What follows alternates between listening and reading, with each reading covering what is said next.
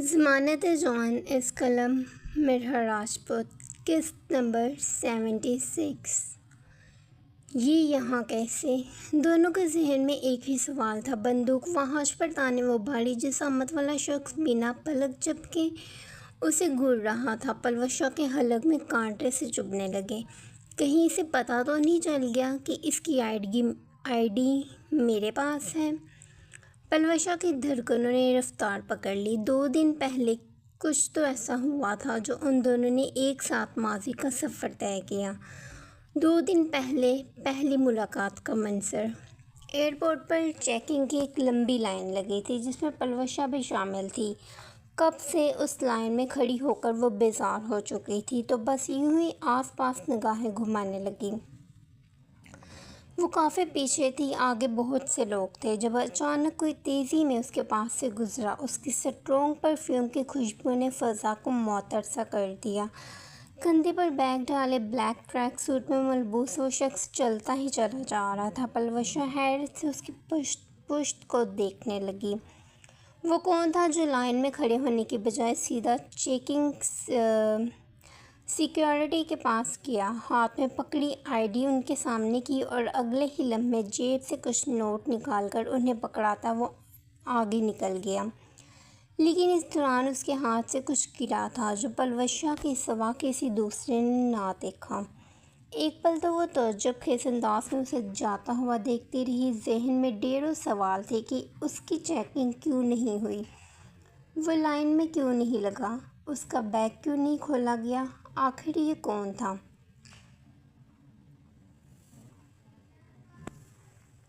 ابھی وہ یہ سب سوچ ہی رہی تھی کہ لائن سے باہر نکل آئی اور چھوٹے چھوٹے قدم اٹھائے وہ ایک جگہ جاتے رکی اور تھوڑا جھکے فرش سے کچھ اٹھائے ٹکر ٹکر اسے گھورنے لگی۔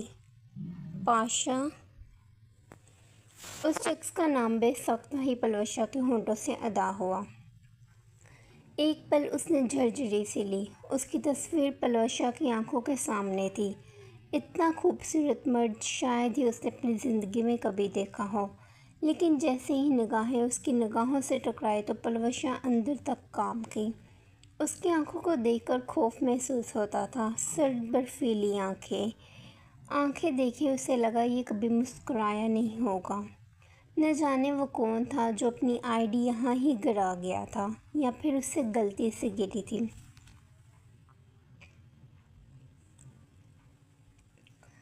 پتہ نہیں کیا معاملہ تھا۔ پلوشا آئی ڈی پکڑے باہر کی طرف بھی بھاگی تھی، لیکن وہاں ایسا کوئی شخص نہیں تھا جس نے بلیک ٹریک سوٹ پہنا ہو۔ منٹوں کا کھیل تھا اور وہ آنکھوں سے اوجھل ہو گیا تھا۔ جب وہ شخص نہ ملا تو پلوشا اندر آ گئی۔ اس کی باری آ چکی تھی، اس کے بیگ کی چیکنگ ہو رہی تھی۔ اس دوران اسے خیال آیا کہ وہ یہ آئی ڈی ان لوگوں کو ہی دے دے، یہ لوگ آسانی سے اس تک آئی ڈی پہنچا دیں گے، مگر نہ جانے کس سوچ کے تحت وہ رک گئی۔ اس نے آئی ڈی ان لوگوں کو نہ دی، پتہ نہیں کیوں، اور پھر وہ بیگ تھامے ایئرپورٹ سے باہر نکل آئی۔ وہ باہر نکلی تو آسمان پر ہلکا ہلکا اندھیرا تھا۔ صبح کے 5 بج رہے تھے، روشنی بکھرنے لگی تھی۔ چلتی چلتی وہ کافی آگے تک آ گئی تھی۔ کوئی رکشہ، کوئی ٹیکسی، کوئی ڈرائیو نہیں مل رہی تھی، سڑکیں خالی تھیں۔ وہ سمجھ نہ سکی کہ ٹریفک کیوں نہیں ہے، کہیں راستے بلاک تو نہیں ہو گئے تھے۔ کوئی تو مسئلہ تھا جو وہاں سے بائک تک کا گزر نہیں ہو رہا تھا۔ یلدرم چودھری نے اسے کتنی بار کہا تھا کہ وہ اپنے ڈرائیور کو بھیجتے ہیں، لیکن ہر بار پلوشا یہ کہہ دیتی کہ وہ خود آ جائے گی۔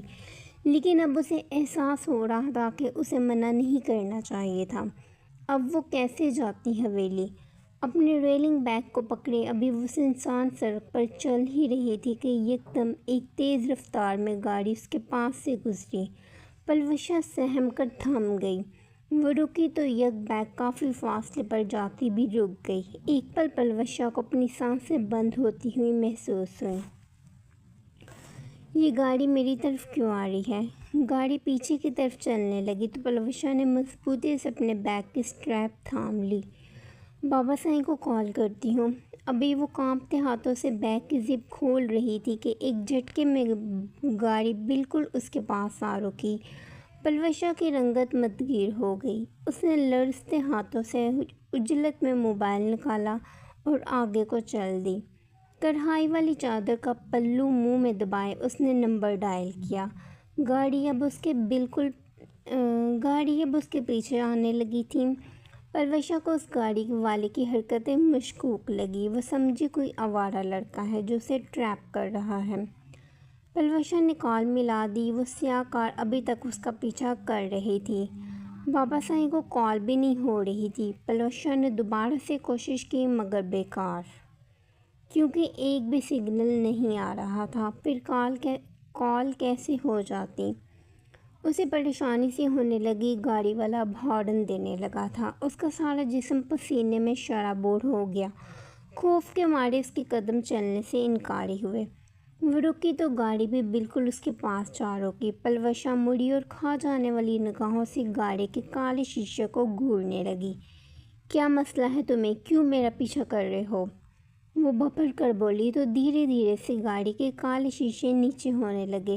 کوئی دبنگ انداز میں فرنٹ سیٹ سنبھالے اسٹیئرنگ پر ہاتھ رکھے ہوئے تھا۔ پلوشا ایک پل اسے دیکھتی رہ گئی۔ حلیے سے تو وہ کوئی آوارہ نہیں لگ رہا تھا، پھر ایسی چیپ حرکتیں کیوں؟ گاڑی میں بیٹھو لڑکی، وہ روب دار انداز میں بولا تو اس کی بھاری آواز پلوشا کے سماعتوں سے ٹکرائی۔ پلوشا نے غور کیا، وہ اسے نہیں دیکھ رہا تھا۔ اس کا چہرہ سامنے تھا، آنکھوں پر سن گلاسز اور چہرے پر ماسک پہنے اس کی پرسنالٹی شاندار تھی۔ تم جانتے بھی ہو میں کون ہوں؟ وہ اس انداز میں بولی جیسے یہاں کی پوری حکومت پر اس کا راج ہو۔ کون ہو تم؟ وہی عنابی لب دوبارہ سے ہلے۔ چند لمحے پلوشا کے لب سل گئے۔ کس کا حوالہ دے؟ آخر کس کا؟ دفتر اس کا دماغ بلنک ہوا۔ اس نے اپنا بیگ کھولا، اندر سے کچھ نکالا اور اس کا رخ اس شخص کی جانب کر گئی۔ میں پاشا کی بیوی ہوں، دفع ہو جاؤ یہاں سے۔ وہ اتنے حق اور اعتماد سے بولی کہ فرنٹ سیٹ پر بیٹھے پاشا نے گردن چٹک کر اسے دیکھا۔ وہ اس لڑکی سے اپنی آئی ڈی لینے ہی آیا تھا۔ ایئرپورٹ کے اسٹاف نے فوٹیج میں پلوشا کو ہی اس کی آئی ڈی اٹھاتے ہوئے دیکھا تھا، جس کی تصویر کھینچ کر انہوں نے پاشا کے نمبر پر سینڈ کی، اور اگلے 2 منٹ کے اندر پاشا نے ساری ٹریفک رکوا دی تھی۔ اسے پتا تھا وہ لڑکی کہیں آس پاس ہی ہوگی۔ جبھی وہ گاڑی میں بیٹھا اس کا پیچھا کرنے لگا، لیکن اسے یہ نہیں پتا تھا کہ وہ کچھ بھی سوچے سمجھے بغیر خود کو اس کی بیوی بنا لے گی۔ اگلے چند پل خاموشی کی نظر ہوئے۔ پلوشا سے دگ چھوڑے جانے لگی مگر پاشا کی آواز پر رک گئی۔ لیکن پاشا کی تو شادی ہی نہیں ہوئی۔ مقابل کی بات پر پلوشا کے پیر مٹی میں دھنسنے لگے۔ دل میں ایک خوف سا تھا کہ کہیں اس کا جھوٹ پکڑا نہ جائے۔ کیا مطلب نہیں ہوئی؟ پل بھر میں اس کے تاثرات بدلے۔ جہاں کچھ وقت پہلے اضطراب بھی تھی، اب وہاں یقین نے اپنے ڈیرے جمائے۔ پاشا نے مجھے کڈنیپ کر کے مجھ سے خفیہ نکاح کیا تھا۔ وہ نئے منصوبے بنا رہی تھی۔ اس کا ذہن کافی تیز چل رہا تھا۔ پاشا نے متاثرہ انداز میں اسے دیکھا۔ اس کی دیدہ دلیری پر ایک سلیوٹ تو بنتا تھا۔ وہ پاشا کے سامنے کھڑی ہو کر اسی سے جھوٹ کہہ رہی تھی۔ انٹرسٹنگ۔ پاشا کو لڑکیوں میں دلچسپی نہیں، نکاح تو بہت دور کی بات ہے۔ وہ من ہی من میں بڑبڑایا، اگر پلوشا کو پتا ہوتا کہ یہ شخص پاشا ہے تو وہ یہی ڈوب کر مر جاتی، اور اگر تم نے پاشا کی بیوی پر غلط نگاہ ڈالی تو تمہاری آنکھیں نکال کر کچل دے گا۔ دھمکا تو وہ ایسے رہی تھی جیسے سچ میں پاشا کی بیوی ہو۔ اور اگر تم نہ گئی تو میں پاشا کو کال کر دوں گی، پھر وہ تمہارا نام و نشان تک اس دنیا سے مٹا دے گا۔ وہ جس شخص کے نام پر اتنا اترا رہی تھی، جسے اتنی باتیں سنا رہی تھی، یہ جانے بغیر کہ وہ وہی شخص پاشا ہے جو اس کے سامنے بیٹھا ہے۔ کاش کہ وہ جان پاتی اور اپنے لیے اتنی مشکلیں کھڑی نہ کرتی۔ پاشا کو اتنا بولنے والی لڑکیاں نہیں پسند۔ خیر آؤ بیٹھو، میں تمہیں گھر تک چھوڑ دوں۔ اس نے سر جھٹکتے ہوئے گاڑی سٹارٹ کر لی۔ پلوشا اپنی چادر کا کونا دباتی آگے کو چل دی۔ کوئی ضرورت نہیں، میں خود چلی جاؤں گی۔ وہ کسی اجنبی کے ساتھ ہرگز نہیں جانا چاہتی تھی۔ پورے 2 گھنٹے تمہیں نہ تو کوئی ٹیکسی ملے گی اور نہ ہی آٹو، اور اگر چل کر نہیں جانا چاہتی ہو تو آ جاؤ، ورنہ 2 گھنٹے تم انتظار کر سکتی ہو۔ وہ اس کے پیچھے ہی آ رہا تھا۔ پلوشا چلتے چلتے رک گئی۔ یہی آخری راستہ تھا، ورنہ 2 گھنٹے انتظار اس سے نہیں ہوتا تھا، اور پھر سگنل بھی نہیں آ رہے تھے۔ بہتر اسی میں تھی کہ وہ لفٹ لے لیتی۔ کافی بدتمیز ہو تم، پاشا سے تمہاری شکایت لگاؤں گی۔ گاڑی کا بیک دروازہ کھول کر اندر بیٹھتی وہ بڑبڑائی، شوق سے لگانا۔ وہ اس کی بڑبڑاہٹ سن چکا تھا، چاہتا تھا اس کے سر پر بندوق رکھ کے اپنی ID لے سکتا تھا، مگر اس نے ایسا کچھ نہیں کیا۔ گاڑی چلاؤ، پلوشا نے حکم دیا۔ یک بیک پاشا نے فرنٹ مرر سے پیچھے بیٹھی پلوشا کو دیکھا۔ اس کے اتنی جرأت، وہ پاشا کو آرڈر دے رہی تھی، پاشا کی ID دکھانا۔ گاڑی اپنے راستے پر چل دی۔ کیا کرنی ہے؟ وہ ہر بات پر سوال کر رہی تھی۔ داد تو پاشا کو دینی چاہیے تھی، جو وہ اس لڑکی کو برداشت کر رہا تھا۔ شکل دیکھنی ہے، وہ دانت پیستے ہوئے بولا۔ میرے شوہر کو نظر مت لگا دینا۔ پلوشا نے بیگ سے ID نکالی اور اسے تھما دی۔ پاشا نے اس 1 سیکنڈ میں ID چینج کی، ایکسپائر ID اسے واپس کرتے دوسری والی اپنے پاس رکھ لی۔ کہاں جانا ہے؟ وہ شہر کے سڑک کراس کر رہے تھے۔ آگے 2 راستے تھے، ایک گاؤں کی طرف جاتا تھا تو دوسرا قبیلے کی طرف۔ یہاں پاس قبیلے تک اتار دو بس۔ اس نے گاڑی قبیلے والی سڑک پر دھرا دی۔ گھر تک چھوڑ آتا ہوں۔ وہ صرف اپنا فرض نبھا رہا تھا۔ میں نے کہا نا بس آگے تک اتار دو۔ اس کے تو تیور ہی ختم نہیں ہو رہے تھے۔ پاشا کو اپنے علاوہ کسی دوسری کی اونچی آواز تک پسند نہیں تھی، پھر وہ لڑکی ہوتی کون تھی اتنا رعب جمانے والی؟ اترو۔ اس نے ایک جھٹکے میں گاڑی روک دی۔ پلوشا اچھلتی ہوئی آگے کو ہی۔ آگے تک اب چل کر جاؤ۔ اس کا ہلکا سا سر سیٹ سے ٹکرایا۔ پاشا مرر سے اسے ہی دیکھ رہا تھا۔ وہ اپنی پیشانی مسلتی سیدھی ہوئی اور ایک غصیلی نگاہ اس پر ڈالتے کچھ بڑبڑاتی ہوئی گاڑی سے اتر گئی۔ تمہیں تو میں بعد میں دیکھ لوں گی۔ وہ اتری، اپنا ہینڈ کیری اتارا اور ٹھاک کر کے گاڑی کا دروازہ مارا، جس پر پاشا نے ایک آخری نگاہ اس پر ڈالے بغیر گاڑی موڑ لی۔ کیسا مغروری لڑکا ہے، گھٹیا انسان، لڑکیوں سے بات کرنے کی تمیز تک نہیں ہے۔ بھڑکنے کے سوا وہ کر ہی کیا سکتی تھی، سو مسلسل کچھ نہ کچھ بولتی ہوئی چلنے لگی۔ حویلی کا راستہ ابھی تک اس کے ذہن میں نقش تھا، سو اسے زیادہ مشکل کا سامنا نہیں کرنا پڑا۔ 8 کے قریب وہ حویلی پہنچ چکی تھی۔ کھول بکھرا تو وہ دونوں ایک ساتھ ماضی کی لپیٹ سے باہر نکلے۔ اسے نہیں پتا تھا کہ پاشا یہاں تک آ جائے گا۔ کہیں اس لڑکے نے ہی تو نہیں پاشا کو بتا دیا۔ وہ اس کا سامنا نہیں کرنا چاہتی تھی، جب ہی الٹے قدم لیتی اپنے کمرے میں گئی اور دروازہ لاک کر لیا۔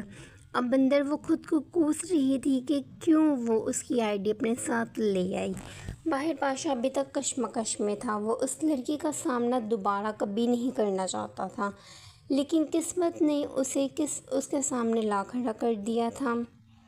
یلدرم کو سانپ سونگھ گیا تھا، سب انہیں دیکھ رہے تھے۔ اس شخص نے ایسا کیوں کہا کہ وہ اس حویلی کا بادشاہ ہے، اور یلدرم چودھری کو کیسے جانتا تھا؟ یہ 2 سوال اس وقت ہال میں کھڑے ایک ایک فرد کے ذہن میں تھے۔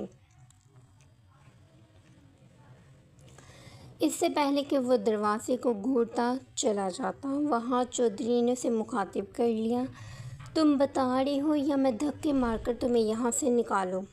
وہ آج عاجزی سے بولا۔ اس شخص کی وجہ سے حویلی کا ماحول خراب ہو گیا تھا۔ اس کی اتنی ہمت، وہ ان کی ہی حویلی میں آ کر تباہی مچا رہا تھا۔ آپ بتا رہے ہیں یا میں خود بتاؤں؟ وہاج کے سینے سے بندوق کی نال ہٹائے اس کے قدم بے ساختہ یلدرم چودھری کی جانب بڑھے، جو یوں ہو گئے تھے جیسے کاٹو تو لہو نہیں بدن میں۔ وہ ان کے روبرو جا کھڑا تھا۔ اس کے تاثر چٹان کی طرح سخت تھے۔ یلدرم فقط تھوک نگلتے رہ گئے۔ دھچکا ہی ایسا ملا تھا کہ بچاؤ کا کوئی راستہ نظر نہ آیا۔ آپ بول کیوں نہیں رہے؟ پاشا نے بندوق ان پر اٹھائے، انہیں ہوش دلائے تو یکدم سے ہال میں چیخو پکار شروع ہونے لگی، کیونکہ وہ شخص گن سٹارٹ کیے ٹریگر پر انگلی کا دباؤ ڈال رہا تھا۔ گن نیچے رکھو۔ وہاج اپنی رائفل اس کی کن پٹی پر رکھے دائیں سائڈ آئے کھڑا ہوا اور زریام بائیں طرف۔ ان دونوں نے اسے گھیرے میں لیا، مگر خوف کی ایک لکیر تک اس کے چہرے پر نہ تھی۔ یلدرم چودھری بولو۔ پاشا دھاڑ پڑا۔ یلدرم کے پسینے چھوٹنے لگے۔ انہیں لگا اب سب ختم۔ بابا سائیں آپ اسے جانتے ہیں؟ سوال وہاج کی جانب سے ہوا، مگر بابا سائیں کا تو چہرہ ہی جھک گیا تھا، وہ نگاہیں اٹھانے کے قابل ہی نہ رہے۔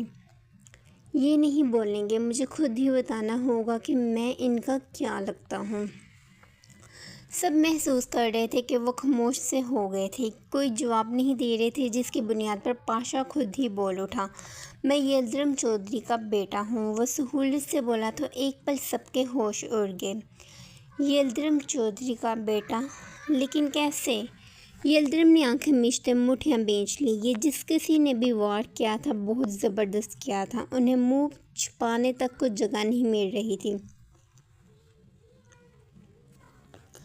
بابا سائیں یہ کیا کہہ رہا ہے؟ زریام نے استفسار کیا، حالانکہ باقی سب تو بے یقین تھے۔ بابا کیا یہ سچ ہے؟ دوسرا سوال وہاج کی جانب سے ہوا۔ یلدرم کا چہرہ اٹھا، انہیں اب جواب دینا پڑنا تھا۔ ہاں یہ میرا بیٹا ہے۔ اور پھر اگلے ہی پل انہوں نے اعتراف کر لیا۔ جھٹکے پر جھٹکا ملا، نوال گرنے والی تھی کہ علیحہ اور انوشے نے انہیں تھامتے صوفے پر بٹھایا۔ ایک کشیدگی سی ماحول میں پھیلنے لگی۔ وہاج کی آنکھیں پھٹی کی پھٹی رہ گئی۔ زریام ان کے چہرے کے تاثرات بھانپ رہا تھا اور جانا ان کی ذلت پر کہکا لگانا چاہتی تھی، مگر سگا بیٹا نہیں ہے یہ میرا منہ بولا بیٹا ہے۔ اگلے ہی لمحے انہوں نے حالات بدل دیے۔ پاشا نے ابرو اچک لی، جانا بدمزہ ہوئی۔ یہ کیا ایسا ہے؟ پاشا کی آواز بدستور اونچی تھی۔ یلدرم نے اسے بازو سے پکڑے دبوچا، ایک لفظ اور نہیں، سمجھ گئے؟ وہ پاشا کے چہرے کو دیکھتے دانت پیستے ہوئے بولے، مل گیا تم سب کو جواب۔ وہ گڑائے، اب سب کے سب خاموش تھے۔ اور تم میرے ساتھ چلو، مجھے بات کرنی ہے تم سے۔ انہوں نے پاشا کا بازو پکڑے کھینچا تو اس نے نحوست سے چھڑوا لیا۔ پھر نہ جانے یلدرم نے اسے کیا کہا جو وہ ان کے ساتھ ان کے کمرے میں آ گیا۔ اور کسی کو تو نہیں، لیکن وہاج کو بابا سائیں پر یقین تھا، وہ جانتا تھا وہ سچ کہہ رہے ہیں، اس لیے وہ پرسکون سا علیحہ کو کمرے میں چھوڑنے کے بعد حسینہ کے کمرے میں چلا گیا۔ وہ بڑے ٹھاٹ بٹ انداز میں حسینہ کے کمرے میں بیٹھا تھا، ایک ٹانگ پر دوسری ٹانگ چڑھائے، مسلسل واش روم کے دروازے کو تکتا ہوا۔ مہتاب چودھری گھر نہیں تھے، حسینہ اکیلی ہی کمرے میں تھی، جبھی وہاج آ بیٹھا۔ 2 پل کے انتظار کے بعد واش روم کا دروازہ کلک کی آواز سے کھلا اور حسینہ ٹاول سے اپنے ہاتھ پونچھتی باہر آئی۔ دفتراً اس کی نگاہ وہاج پر گئی، وہ ٹھٹک کر رہ گئی، وہ اس کے کمرے میں کیسے؟ وہاج بیٹا تم یہاں؟ ٹاول صوفے پر پھیلاتی وہ وہاج کے سامنے آ گئی۔ اصولاً تو اسے احترام کے طور پر کھڑے ہو جانا چاہیے تھا، مگر وہ ٹک کر بیٹھا رہا۔ کچھ حساب کتاب کلیئر کرنے تھے آپ سے۔ وہاج سیدھا ہو بیٹھا۔ حسینہ نے کرسی کھینچی اور اس کے سامنے بیٹھ گئی۔ کیسے حساب کتاب؟ وہ انجان بنی۔ میری بیوی کو شراب دے کر بھول گئیں آپ؟ وہاج نے ٹھا کر کے وار کیا۔ حسینہ سے شدید رہ گئی، اس کی بولتی بند ہو گئی۔ میں نے شراب نہیں دی۔ اگلے ہی پل وہ تھوڑا فارمل ہوئی۔ آپ نے نہیں، ملازمہ نے دی، رائٹ؟ مقابل بے حد سنجیدہ تھا۔ اور ملازمہ کو شراب دینے والی آپ تھیں، میں ٹھیک کہہ رہا ہوں نا؟ وہاج نے حسینہ کی آنکھوں میں آنکھیں ڈالیں تو وہ نگاہیں چرا گئی۔ تمہیں ایسا کیوں لگتا ہے کہ میں نے اسے شراب دی؟ حسینہ کی بھویں اچک گئی، کیونکہ آپ کے علاوہ اس حویلی میں علیحہ سے اور کوئی نہیں چلتا۔ وہ صاف گو تھا، کوئی لحاظ نہیں کر رہا تھا۔ جلنے کے لیے معیار کا ہونا بھی ضروری ہے وہاج بیٹا۔ ہمیشہ کی طرح ایک بار پھر اس نے علیحہ کو کمتر کر دیا تھا۔ اس وقت اس کا معیار بلندیوں کو چھو رہا ہے، کیونکہ وہ وہاج چودھری کے بچے کی ماں بننے والی ہے۔ وہ غصے کی حالت میں کرسی چھوڑ اٹھا۔ بننے والی ہے، بنی نہیں ابھی۔ حسینہ نے لفظوں پر زور دیا۔ میں بننے بھی نہیں دوں گی۔ یہ جملہ محض سوچا گیا، آغاز ہو چکا ہے، انشاءاللہ پیدائش بھی ہو جائے گی۔ آپ اس پر سے اپنی نظریں ہٹا لیں، اس کے پیچھے میں کھڑا ہوں، وہ لاوارث نہیں ہے۔ اپنی چادر درست کیے وہ وارننگ والے انداز میں بولا، کب تک کھڑے ہو؟ چند مہینے؟ حسینہ اٹھی اور اس کے مقابل جا کھڑی ہوئی۔ جب تک میری سانسیں چل رہی ہیں تب تک۔ اسے نقصان پہنچانے کا سوچیے گا بھی مت، ابھی تو آرام سے بات کر رہا ہوں، لیکن اگر آئندہ کے بعد اسے ذرا سے بھی تکلیف ہوئی تو مجھ سے برا کوئی نہیں ہوگا۔ وہ آج کے نقوش اتار چڑھاؤ کا شکار تھے۔ تم اپنی چچی کو دھمکا رہے ہو؟ ان کے چہرے پر ذرا سے شرمندگی کے آثار تک نہ تھے۔ میں دھمکا نہیں رہا، وارننگ دے رہا ہوں، کیونکہ اگلی بار میں آپ کے پاس نہیں آؤں گا، سیدھا چچی جان کے پاس جاؤں گا، پھر وہ جانے اور آپ۔ وحاش نے ایک آخری بات کہی، پھر وہ کمرے سے نکل گیا۔ پیچھے حسینہ کا رنگ فک ہو گیا۔ وہ کمرے میں آئی تو زریم انتہائی سنجیدہ دکھائی دے رہا تھا۔ اتنا سیریس اس نے زریم کو کبھی نہیں دیکھا تھا۔ ایسے کیا گھور رہے ہو مجھے؟ وہ وارڈروب کے قریب گئی، اندر سے اپنا ڈریس نکالا اور بیڈ پر رکھ دیا۔ مجھے تمہاری ڈرا سے کچھ ملا ہے؟ زریم چلتا ہوا اس کے نزدیک آیا۔ جانا نے گردن جھٹک کر اسے دیکھا۔ کیا؟ وہ حیرت انگیز دکھائی دی، جیسے پکڑے جانے کا خوف ہو۔ تم میری غیر موجودگی میں میری چیزوں کی تلاشی لیتے ہو؟ وہ نسبتاً اونچی آواز میں چلائی تھی۔ اور تم میری غیر موجودگی میں چوری کرتی ہو؟ زریم کا لہجہ اس کے مقابلے میں دھیما ہی تھا۔ زریم، زبان سنبھال کر بات کرو۔ زریم اس پر چوری کا الزام کیسے لگا سکتا تھا؟ یہ رنگ تمہیں کہاں سے ملی؟ زریم نے پاکٹ سے نکالی رنگ اس کے سامنے کی تو ایک پل جانا کے چہرے کا رنگ اڑا۔ وہ رنگ جو اس نے زریم کے سوئٹزرلینڈ والے گھر سے چرائی تھی، کیونکہ وہ اس کی تھی اور جانا کو چاہیے تھی کہ اب وہ زریم چودھری کو حقیقت بتا دے۔